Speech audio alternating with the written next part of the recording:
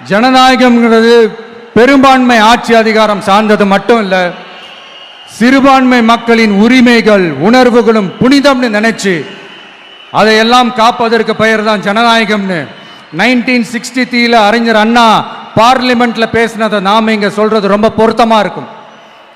அறிஞர் அண்ணா சொன்னது தான் டிவிகேவோட நிலைப்பாடும்.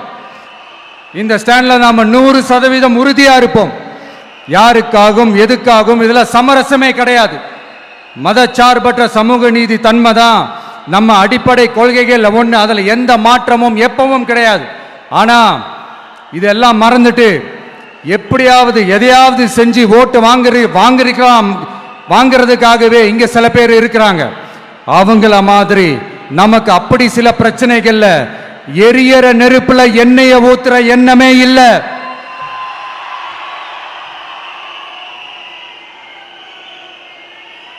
இங்க சில அரசியல் கட்சிகளும் சில அரசியல் தலைவர்களும் ஒரு சில நேரங்களில் அமைதியா இருந்தாலே போதும், ஒரு பிரச்சனையும் வராது.